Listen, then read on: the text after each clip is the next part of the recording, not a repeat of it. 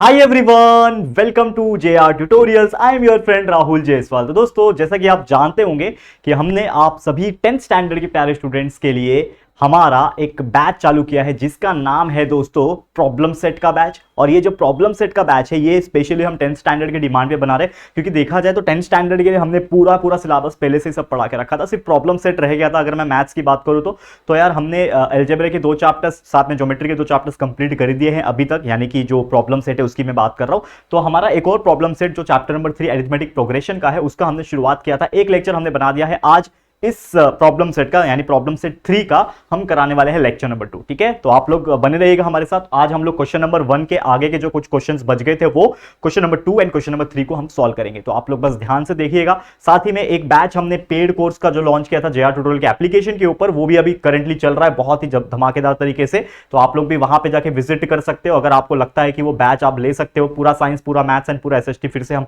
दोबारा से पढ़ा रहे हैं विश्वास बैच के अंदर, तो जरूर से एक बार चेकआउट कर लेना। कुछ फ्री लेक्चर्स अवेलेबल है उस कोर्स के अंदर, जो डेमो है वो आप देख सकते हो कि किस प्रकार का टीचिंग रहने वाला है। अगर आपको अच्छा लगेगा तो जरूर से एनरोलमेंट ले लीजिएगा। ठीक है, चलिए बाकी बातें तो होती रहेगी। अब सीधा मैं टॉपिक के ऊपर जाता हूं, जो कि आज हमारा क्वेश्चन नंबर 1 का ही 7th एग्जांपल से हम कराने वाले हैं। ठीक है, तो इसके पहले हमने 6 एग्जांपल्स करा दिए थे पिछले लेक्चर में, और ऑलरेडी जैसा कि आप जानते हो कि हम जो लेक्चर्स बना रहे हैं प्रॉब्लम सेट के या फिर जो भी लेक्चर्स है वो ज्यादा बहुत बड़ा नहीं बना रहे। लाइक हम लोग एक मीडियम लेवल का बना रहे हैं, बहुत छोटा भी नहीं बहुत बड़ा भी नहीं, ताकि हर बच्चा रोज 20 से 25 मिनट भी अगर पढ़ाई कर ले दोस्तों तो अच्छी तरीके से वो उसका रिवीजन जो है होता रहेगा। लेकिन एक और चीज बताना चाहूंगा कि ये तो प्रॉब्लम सेट है, इसके पहले पूरा लेक्चर्स हमने ऑलरेडी पढ़ा के रखा हुआ है हर एक टॉपिक का, चाहे वो अलजेब्रा हो, चाहे वो ज्योमेट्री हो, या फिर साइंस 1 साइंस 2 SST हो, कोई भी सब्जेक्ट का। तो आप उसको देखो, वीडियोस को देखो, समझो, कॉन्सेप्ट क्लियर करो। यूनिट टेस्ट भी काफी नजदीक आने वाले हैं, तो यार उसको भी अच्छी तरीके से पढ़ाई कंटिन्यू करते रहना। ठीक है, करोगे। चलिए आ जाते हैं टॉपिक पे, आ जाते हैं पहले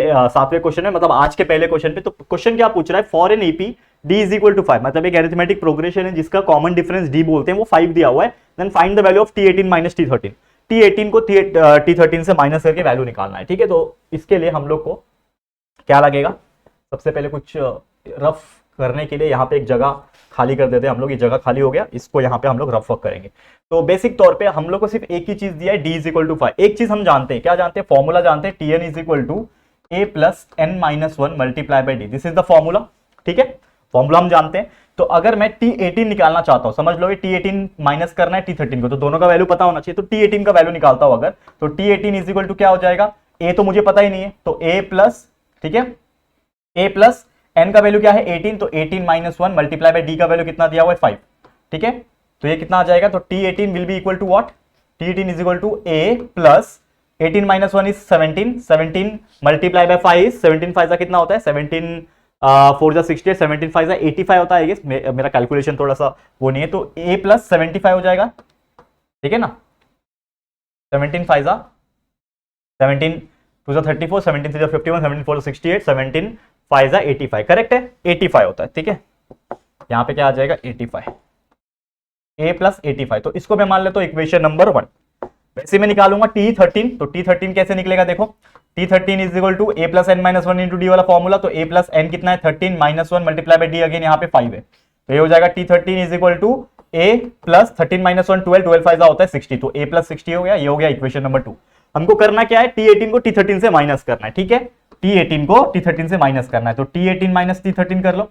T18 कितना है, T18 कितना निकाला हमने, a plus 85, a plus 85 minus करना है a प्लस 60 के साथ, तो a प्लस 60 के साथ क्या हो जाएगा, माइनस हो जाएगा। तो ये T18 ये माइनस T13, तो वैल्यू निकालो, a प्लस 85 माइनस के वजह से ब्रैकेट खुल जाएगा, that is minus a minus 60, a minus a cancel, T18 minus T13 निकाल रहे हैं हम लोग, तो a और a कैंसल हो गया। 85 माइनस 60, तो 85 माइनस 60 कितना बचेगा दोस्तों, 15 बचेगा। तो हमारा वैल्यू कितना आ रहा है, T18 माइनस T13 का जो वैल्यू आ रहा है वो 15 आ रहा है। तो क्या हमारे पास ऑप्शन में ये 15 वैल्यू है, ठीक है, सॉरी 85 में 60 का 25 बचेगा, माफ करना 25। तो क्या ऑप्शन में हमारे पास 25 वैल्यू है, तो आप देखोगे ऑप्शन नंबर सी हमारा करेक्ट आंसर हो जाएगा। कितना इजी था सॉल्व करना, क्या लग रहा है, कोई भी एमसीक्यूज आने दो, 1 मार्क्स वाले आने दो, 2 मार्क्स आने दो, क्या लग रहा है आपका कॉन्सेप्ट जो आपने सीखा हुआ है, ये कोई भी हार्ड एग्जांपल नहीं था, बस हमको हमारा फॉर्मूला पता था, हमको हमारा कॉन्सेप्ट पता था, उसमें हमने डाला, उसको सॉल्व किया, हमारा आंसर आ गया, है कि नहीं दोस्तों। तो बहुत ईजी होते हैं ऐसे एग्जाम्पल्स, खासकर ये मतलब पूरा 10th स्टैंडर्ड आप देखोगे तो बहुत ईजी है।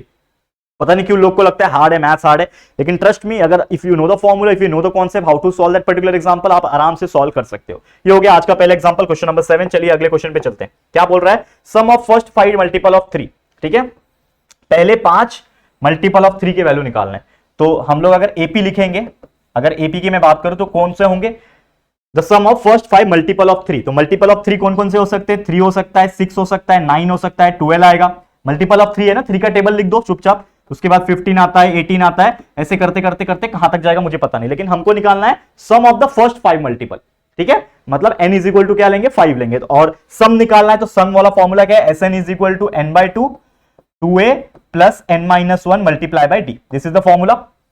ठीक है, अब बताओ इसमें Sn मतलब n कितना लेंगे हम लोग, 5 लेंगे। Sn S5 निकालना है, मतलब सम ऑफ द 5 ना, इज इक्वल टू n/2 मतलब 5/2 ब्रैकेट में 2a। a पता है कि आपको पहला टर्म पता है 3 है ना, तो 2 मल्टीप्लाई बाय 3 हो जाएगा, प्लस n मुझे पता है क्या 5 है, n-1 और मल्टीप्लाई बाय d। तो d कितना होगा, हर एक के बीच में कितने का गैप है, 3 का गैप है, ऑब्वियसली 3 का मल्टीपल है तो 3 का ही गैप होगा।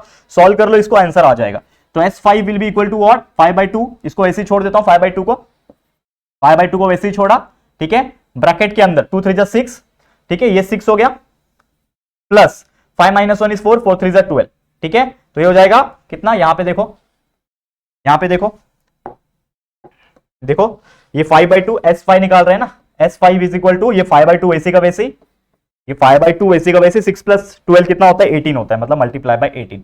2 1 2, 2 9 18, 9 5 45। तो S5 का वैल्यू कितना आ जाएगा, 45। तो क्या ये 45 जो ऑप्शन है, मतलब the sum of the first 5 multiple of 3, क्या ये जो आंसर आया हमारा 45, क्या ये ऑप्शन में है क्या, अगर ऑप्शन में होगा मतलब ये हमारा करेक्ट आंसर है। तो चलो ऑप्शन में चेक करो, देखो पहला ही ऑप्शन है 45। हमने ऑप्शन देखा भी नहीं था, हमने डायरेक्टली क्या किया, सॉल्व करना शुरू किया, और हमको हमारे कंसेप्ट पे भरोसा था, हमको हमारे फॉर्मूले जो हमने पढ़े हुए सीखे हुए इस चैप्टर में, अगर आपने इस चैप्टर का लेक्चर वीडियो नहीं देखे तो मैं अगेन बोल रहा हूं, देखो ये तो प्रॉब्लम सेट है, लेकिन आपने अगर नहीं देखे लेक्चर्स अरिथमेटिक प्रोग्रेशन के, अब तक वहां तक नहीं पहुंचे हो, तो पहले आप लेक्चर्स देखो, हर एक टॉपिक का, इस चैप्टर के अंदर कौन कौन से टॉपिक है उसके कॉन्सेप्ट को समझो, और फिर आके ये प्रॉब्लम सेट के वीडियोस देखो, ताकि आपको और बेटर वे में समझ में आए। क्योंकि प्रॉब्लम सेट का मतलब क्या होता है कि अब आपको पूरा कंसेप्ट पता है, अब आप आ रहे हो अपने आप को टेस्ट करने के लिए कि क्या मैं ये सॉल्व कर पा रहा हूं या नहीं कर पा रहा हूं, यही होता है ना प्रॉब्लम सेट का मतलब। तो यार इसीलिए ये चीज मैं करा रहा हूं आप लोग को, ताकि आप लोग का रिविजन हो सके एक तरीके से। तो डेफिनेटली ये चीज आपको समझ में आ गया होगा। तो S5 इज इक्वल टू 45 आ गया। ठीक है, चलिए आगे बढ़ते हैं, अगले क्वेश्चन पे चलते हैं। नेक्स्ट क्वेश्चन क्या है, क्या पूछा है, इन अरिथमेटिक प्रोग्रेशन 15 10 ये डिक्लाइन होते जा रहा है, बराबर 15 10 15। क्वेश्चन में थोड़ा सा एरर आ गया लग रहा है, ठीक है ना, हम लोग क्रॉस चेक कर लेते हैं। 15 10 5 है, हाँ यहाँ पे हम लोग का थोड़ा सा एक राइटिंग मिस्टेक हो गया है, जो कि है ये वाला पार्ट, यहाँ पे 5 है, तो 15 के बाद 10 आएगा, 10 के बाद 5 आएगा। देखने में भी पता चलता है ना दोस्तों, यार हम लोग इतने अभी मतलब एक तरीके से समझदार बोल सकते हो आप लोग भी और हम भी, तो समझ में आ जाता है कि 15 के बाद 10 आ रहा है, 10 के बाद 5 आ रहा है, 5 के बाद 0 आएगा, मतलब ये 5 से कम होते जा रहा है। ठीक है, और उसके बाद जो आएगा 0 0 के बाद -5 -10 ऐसे करते करते चले जाएगा। तो हमें पूछा है find the sum of the first 10 term, जो पहले 10 टर्म होंगे उसका वैल्यू हमें निकालना है प्लस करके। बहुत ईजी है, कैसे निकालोगे, जैसे हमको पता है हमको क्या निकालना है, फर्स्ट टर्म निकालना है, फर्स्ट 10 टर्म निकालना है, मतलब Sn is equal to n/2 bracket में 2a plus n-1 multiply by d। This is the formula for calculating the sum, यानी टोटल निकालने के लिए। सम पूछा है ना, सम का यही फॉर्मूला है। हमको क्या निकालना है, फर्स्ट टर्म, फर्स्ट 10 टर्म, मतलब S10 निकालना है, तो n क्या हो जाएगा, 10 हो जाएगा। और पहला टर्म जानते हो आप, पहला टर्म लिखा हुआ है 15, तो 15 2 मल्टीप्लाई बाय 15, फॉर्मूला में क्या है 2a है ना, तो 2 मल्टीप्लाई बाय 15 प्लस n कितना है, फर्स्ट 10 टर्म निकालना है, मतलब n हमारे लिए 10 है, तो 10 - 1 मल्टीप्लाई बाय d कितना है, वो कितना आएगा, तो d मतलब हर एक के बीच में कितने का गैप है, 5 का गैप है। लेकिन अगर आप देखोगे तो ये 5 का जो गैप है वो डिक्लाइन की तरफ है, मतलब निगेटिव की तरफ है। तो 15 के बाद 10 आ रहा है, 10 के बाद 5 आ रहा है, मतलब जो d है आपका यानी कॉमन डिफरेंस है वो कम होते जा रहा है, मतलब माइनस में जा रहा है। तो हम लोग लिखेंगे यहाँ पे d कितना है, -5। ठीक है, अब इसको सॉल्व कर लो दोस्तों, तो ये हो जाएगा 5 ब्रैकेट में 2 15 से 30 हो गया। ठीक है, 10 - 1 इज 9, 9 मल्टीप्लाई बाय -5, 9 5 कितना होता है, ये बीच में क्या आता है, मल्टीप्लिकेशन आता है, तो 9 मल्टीप्लाई बाय -5 इज -45, तो ये आ गया -45, तो इज इक्वल टू 5, 30 - 45 इज -15। ठीक है, ये हो गया -15, -15 मल्टीप्लाई बाय 5 इज -75, तो आपका आंसर कितना आ रहा है, -75 आ रहा है। तो क्या ये ऑप्शन में है क्या, -75, पहला ही ऑप्शन देखोगे तो this is your correct answer, -75 is your correct answer. Clear, समझ में आ रहा है, बहुत इजी क्वेश्चन है, ऐसे क्वेश्चन बहुत बार एग्जाम में पूछेंगे एग्जाम में इस प्रकार से, तो जरूर से आप सॉल्व कर पाओगे। क्लियर, समझ में आ गया? तो चलो एक आखिरी क्वेश्चन इस क्वेश्चन नंबर 1 का, जो कि है 10वां क्वेश्चन, जो कि एमसीक्यू टाइप का क्वेश्चन है, और उसके बाद जो क्वेश्चंस आएंगे वो थोड़े से अलग टाइप के होंगे। तो चलो ये क्वेश्चंस को समझ लेते हैं। पहले क्या बोल रहा है, in an AP first term is 1, क्या बोल रहा है, समझो इसको। क्या बोल रहा है, एक एपी है यहां पे जिसका फर्स्ट टर्म जो है, फर्स्ट टर्म इज 1 है। यहां पे फर्स्ट टर्म मतलब ए का वैल्यू कितना दिया है, 1 दिया हुआ है। लास्ट टर्म इज 20, तो लास्ट टर्म लेट सपोज मेरे लिए टीएन होगा, तो टीएन का वैल्यू है 20, ठीक है। The sum of the all term is S, मतलब sum of all term is 399, मतलब क्या होगा, एसएन का वैल्यू 399 होगा, S n sum of all term, find the value of n. यहां पे देखो एक फॉर्मूला मैं जानता हूं, जैसे कि आप जानते हो T n is equal to A plus N minus one into d होता है, बराबर। टीएन इज इक्वल टू क्या होता है, A plus N minus one into D. और एक और फॉर्मूला है हमारा, एक और फॉर्मूला है जो कि है S N is equal to N by two A plus N minus one multiply by D, ये एक फॉर्मूला है। तो इसमें ये A plus N minus one D भी है, A plus N minus one into D है ना, तो क्या 2a का मतलब क्या होता है, ए प्लस है ना, तो इसको मैं ऐसे लिख सकता हूं क्या, n by two A plus a. 2a को कैसे लिख सकता हूं मैं, ए प्लस ए लिख सकता हूं, और ये plus N minus one into d लिख सकता हूं, ठीक है। ध्यान देना, अभी इस चीज को समझो, इस चीज को समझो। तो मैंने क्या किया, यहां पे 2a को ए प्लस ए लिख दिया। अब यहां पे इतना पार्ट अगर आप देखोगे खाली, तो ये a plus N minus into d क्या है, a plus N minus into d क्या है, टीएन है। तो मतलब इस पूरे की जगह पे टीएन लिख सकता हूं। तो S N is equal to क्या हो जाएगा, एन बाई टू ब्रैकेट में a प्लस इस पूरे का वैल्यू क्या है, टीएन के बराबर है, तो लिख दिया टीएन। तो हमारा वैल्यू क्या आ रहा है, S N is equal to n by two A plus T n, ठीक है। तो एस एन क्या हो रहा है, एन बाई टू। एन मुझे पता है क्या, नहीं, एन तो वैल्यू निकालना है ना, तो एन मुझे पता नहीं है। एस एन का वैल्यू मैं जानता हूं, जो कि है एस एन का वैल्यू मैं जानता हूं 399। एस एन का वैल्यू कितना है, 399, बराबर। तो 399 is equal to n by two, और ब्रैकेट में है ए प्लस, ब्रैकेट में क्या है, ए प्लस टीएन। तो ए का वैल्यू मुझे पता है क्या, फर्स्ट टर्म देखो, ए का वैल्यू 1 है, टीएन का वैल्यू कितना है 20, तो 1 प्लस 20, 1 प्लस 20, ठीक है। समझ में आ रहा है, क्लियर है, बहुत ही सिंपल फंडा है इसका। हमने क्या किया, पहले टीएन लिया, फिर एसएन के अंदर फॉर्मूला के अंदर ही टीएन को डाल दिया, तो इसके हेल्प से मुझे ये मिल गया 399 is equal to n by two. इसको इधर मल्टीप्लाई करूंगा, 2 multiply by 399 is nothing but 798 is equal to n into 1 is n plus 20n, ठीक है, n प्लस 20n, ठीक है। ये हो जाएगा n multiply by 1 is n plus 20n, या फिर डायरेक्टली इसको ऐसा भी लिख सकते हो ना यार, मतलब उतना बड़ा चौड़ा क्यों लिखने का, ठीक है। 1 प्लस 20 मतलब 21 होता है ना, ठीक है। ये 2 उधर चला गया, इधर पे n और मल्टीप्लाई बाय 21, बराबर। तो therefore n will be equal to 798 divide by 21 आ जाएगा। देखो कट करके देखो, 21 के टेबल में 7 के टेबल में 7 1 जा 7 जाएगा, अगेन 7 1 जा 7, 7 4 जा 28, तो 7 3 जा 21, फिर इसके टेबल में 7 1 जा 7, 7 1 जा 7, 7 4 जा 28, 3 1 जा 3, 3 3 जा 9 एंड 24, 3 8 जा 24, 38 आ रहा है। ऑप्शन में है 38, बिल्कुल है, देखो आ गया आंसर, ऑप्शन में है 38, तो ये बिल्कुल सही आंसर हम लोग का आ रहा है। टाइम लगा दोस्तों, बड़ा था, सोचो ये 1 मार्क्स में अगर आपको पूछेगा तो आपका कितना टाइम कंज्यूम होगा, लेकिन फिर भी देखो दिया है 1 मार्क्स के अंदर। तो यार ऐसे क्वेश्चंस भी एग्जाम में आ जाते हैं कभी कभी, जो आपको कंफ्यूज करेंगे, जो आपको मतलब ऐसा लगेगा, और आप जब सॉल्व करने जाओगे तो आपको बहुत लेंथी लगेगा, और आपको ऐसा लगेगा क्यों मैं 1 मार्क्स के लिए इतना मैं मगजमारी करूं। तो देखो ऐसा अगर आपको लगता है तो जेन्युइनली छोड़ सकते हो उस क्वेश्चन को, अगर आपका आंसर नहीं आ रहा, आप अटक रहे हो सॉल्व करने में, जैसे हम लोग को भी थोड़ा टाइम लगा, लेकिन हमने थोड़ा दिमाग लगा और कर लिया, तो उसी प्रकार आपको भी लगेगा। तो आप 1 मार्क्स के लिए छोड़ना चाहते हो छोड़ सकते हो, लेकिन अगर ऐसे क्वेश्चन आते हैं, आपको पूरा कॉन्सेप्ट क्लियर है, आपको पता है कैसे सॉल्व करना है, तो फटाफट सॉल्व कर लेना, आंसर निकल जाएगा, ऑप्शन डाल के आप कर सकते हो सॉल्व इसको, ठीक है। समझ में आ गया सॉल्यूशन भी और कैसे आंसर निकाल सकते हैं उसको भी, ठीक है। अब हम चलते हैं हमारे अगले क्वेश्चन की तरफ, जो कि क्वेश्चन नंबर 2 दोस्तों। क्या बोल रहा है, find the fourth term from and in an AP. ये एपी दिया हुआ है, ठीक है, इसमें हम लोग को फोर्थ टर्म निकालना है। Find the fourth term from and, पीछे की तरफ से, एंड की तरफ से हमें क्या निकालना है, फोर्थ टर्म निकालना है। करेक्ट है, निकाल सकते हैं क्या दोस्तों, बहुत इजी होता है ऐसे क्वेश्चंस। आपको बस थोड़ा सा क्या करना है, थोड़ा सा एक्स्ट्रा आपको बस दिमाग लगाना है, ठीक है। चलो फटाफट से सॉल्व कर लेते हैं हम लोग, ध्यान देना। ओके, क्या बोल रहा है क्वेश्चन, -11 है, -8 है, -5 है, और ऐसे करते करते करते करते करते कर जा रहे हैं। लास्ट टर्म क्या है मेरे पास, 49 है, मतलब टर्म क्या है, a इज इक्वल टू -1 हो जाएगा, -11 हो जाएगा। d मुझे बताओ, d कैसे निकालते हैं, t2 माइनस t1 कर लो तो d मिल जाएगा। तो t2 कितना है, -8 माइनस t1 कितना है, -11, -8 plus 11 is equal to 11 minus 8 is equal to 3, तो d का वैल्यू 3 आ गया।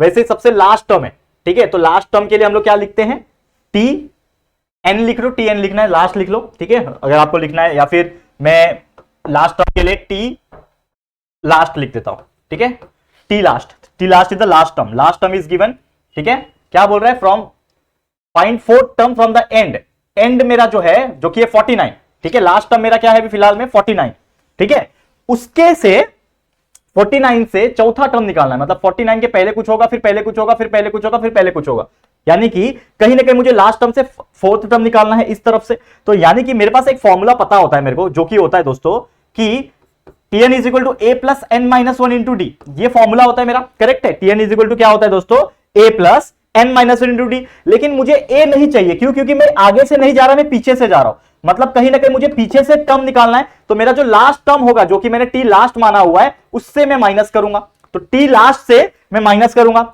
समझ में आ रहा है, टी लास्ट से मैं क्या करूंगा, माइनस करूंगा। अब मुझे कितना टर्म निकालना है दोस्तों, मुझे लास्ट से चौथा टर्म निकालना है, बराबर, टी लास्ट से मेरे को चौथा टर्म निकालना है, यानी कि जो मेरा टी लास्ट है जो कि 49 माइनस करूंगा लास्ट टर्म से कितना टर्म निकालना है, फोर्थ टर्म, मतलब एन मेरा कितना होगा, फोर्थ टर्म निकालना है, उसको माइनस करूंगा किसके साथ, डी से मल्टीप्लाई करूंगा, डी कितना है मेरा देखो 3 है, तो इसको अगर सॉल्व करूं मैं तो 49 minus 4 minus 3 is 3 multiply by 3 हो जाएगा, ठीक है, तो 49 minus 9 that will be equal to 40, तो आपका आंसर कितना आ जाएगा 40, यानी कि जो पीछे की तरफ से जो लास्ट का चौथा जो टर्म आ रहा है दोस्तों, वो कितना आ रहा है, 40 आ रहा है। इसे यूनिक एग्जांपल भी एग्जाम में पूछे जाते हैं, वो आप निकाल सकते हो बिंदास, क्योंकि आगे से तो मुझे पता ही नहीं है ना कितना टर्म है वो, लेकिन लास्ट से तो मुझे पता है, लास्ट से वो चौथा टर्म है, लास्ट से मेरा वो चौथा टर्म है, तो एक्चुअल में आप इसको टी लास्ट भी मान सकते थे, या फिर क्योंकि आप पीछे से जा रहे हो तो आप इसको भी ए मान सकते थे, मतलब इसको आप टीएन मत मानो, इसको आप ए मानो, इस प्रकार से भी लेके आप सॉल्व कर सकते थे, तो वैसे भी केस में आंसर आ जाएगा। तो पीछे से 49 से, क्योंकि देखो अगर आपको ऐसे निकालने नहीं जमता है, वैसे तो ये हमारा मेथड है निकालने का, लेकिन आपको चेक करना है कि आंसर हमारा सही आया कि गलत आया, तो कैसे चेक करोगे, लास्ट टर्म 49 है, कॉमन डिफरेंस कितने का है, 3 का है, बराबर, 3 कम कर दो, लास्ट टर्म इससे पहले क्या होगा 46 होगा, इसके पहले क्या होगा बताओ 43 होगा, और इसके पहले कितना होगा 40, तो पहला दूसरा तीसरा चौथा, चौथा टर्म क्या है 40, तो आंसर भी देखो 40 आ रहा है। इस प्रकार से आप सॉल्व कर सकते हो, समझ में आ रहा है, क्लियर है। एक आखिरी क्वेश्चन आज के लिए, इसको देख लेते हैं, फिर हमारा आज का लेक्चर खत्म करेंगे। एक एपी है, 10 टर्म दिया हुआ है 46, मतलब T10 दिया हुआ है आपको 46, सम ऑफ फिफ्थ एंड T5 और T7 का प्लस दिया हुआ है, T5 plus T7 is equal to 52 दिया हुआ है, एपी का वैल्यू निकालना है, चलो निकाल लेंगे, बहुत सिंपल है। T10 दिया है 46, फॉर्मूला पता है Tn का, Tn is equal to A plus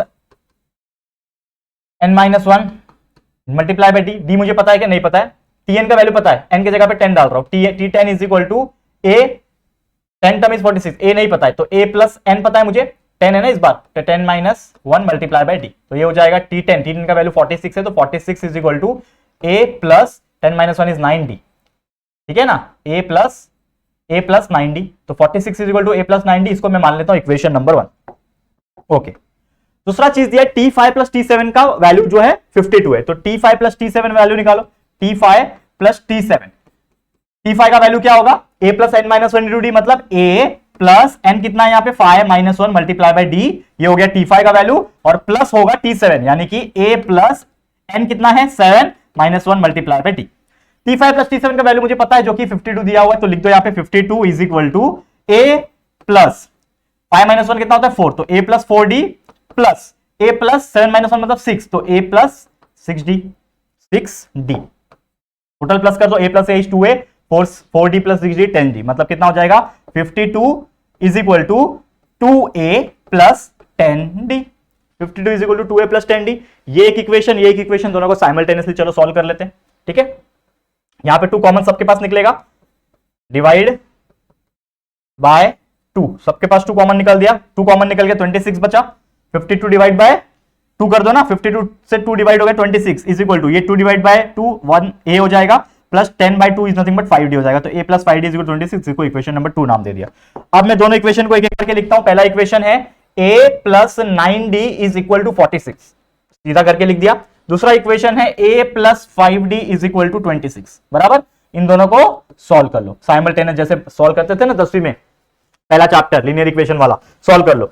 cancel करना है तो ये माइनस होगा, ये भी माइनस हो जाएगा, ये भी माइनस होगा। 46 में 26 माइनस गया 20 बचा, इज इक्वल टू 9 में से 5 गया 4d बचा, और ये a और ये cancel, 4d is equal to 20 आया, 4d इज इक्वल टू 20, तो therefore d will be equal to 20 divide by 4, तो देयरफॉर आपको d का वैल्यू मिल गया 5। आपको निकालना क्या है पहले वो चेक करो, निकालना क्या है, फाइंड एपी, आपने कॉमन डिफरेंस निकाल दिया 5। अब इससे आप इक्वेशन नंबर किसी में भी एक में डाल दो तो आपको a का वैल्यू मिल जाएगा, तो मैं मान लो इक्वेशन नंबर 2 में डाल दूंगा, पुट इन 2, इक्वेशन नंबर 2 में डाला, 2 ये है, तो a plus 5 multiply by D का वैल्यू है 5 इज इक्वल टू 26 होगा। 5 5 25, 26 माइनस 25 इज 1, तो ए इज इक्वल टू 1 आ गया, ए का वैल्यू 1 आ गया। तो अब मेरा जो एपी आएगा, हम लोग को क्या निकालना है, अरिथमेटिक प्रोग्रेशन। तो एपी का सीक्वेंस क्या आएगा, सबसे पहला टर्म ए होता है, 1 लिख दिया। 1 के बाद कितना कॉमन डिफरेंस है, 5 का डिफरेंस है, तो 1 प्लस 5 कितना हो जाएगा 6, फिर 6 प्लस 5 कितना होता है 11, 11 प्लस 5 कितना होता है 16, 16 प्लस 5 21, और इस प्रकार से हमारा एपी आ गया जो कि है 1, 6, 11, 16। ऐसे करते करते हमारा जो एपी है वो आप लोग को मिल जाएगा। समझ में आ रहा है कि नहीं दोस्तों, ये बहुत ज्यादा सिंपल क्वेश्चन है, बहुत ज्यादा ही इजी था, लेकिन इसमें थोड़ा सा हम लोग को एक्स्ट्रा दिमाग लगाना पड़ा, बाकी और कुछ नहीं। क्लियर, समझ में आ गया? तो यार बस आज के लिए फिर यहीं पे एंड करते हैं, हेडेक होने लगा, ठीक है। तो आज का वीडियो यहीं पे एंड करता हूं, लेकिन इसके बाद का जो लेक्चर आएगा उसमें और भी जो बच्चे कुछ एग्जांपल से फटाफट से करा के ये भी प्रॉब्लम सेट बहुत जल्दी कंप्लीट कर देंगे। लेकिन मेन चीज क्या है दोस्तों, आप लोग के लेक्चर वीडियोस जो हमने पढ़ा के रखे हुए हैं टॉपिक वाइज, हर प्रैक्टिस सेट के एग्जांपल्स को और टॉपिक वाइज हर कंसेप्ट को आपको पढ़ाया हुआ है, तो उसको अच्छे से देखिए और पढ़ाई करते रहे और अपने एंड से मेहनत करके प्रैक्टिस करते रहिए, ठीक है। तो चलो फिर आज के लिए मुझे माफ कर देना, अलविदा आज के लिए, जल्दी मिलेंगे। तो ये वीडियो कैसा लगा जरूर से कमेंट करना, वीडियो पसंद आए तो प्लीज मुझे वीडियो को लाइक कर देना, शेयर करना अपने दोस्तों के साथ, और अगर फर्स्ट टाइम आए हो चैनल पे तो फटाफट से हमारे चैनल को सब्सक्राइब करके बेल आइकन को भी हिट कर देना, ठीक है दोस्तों। जल्दी मिलेंगे फिर एक और नई वीडियो में, तब तक के लिए thank you and good bye.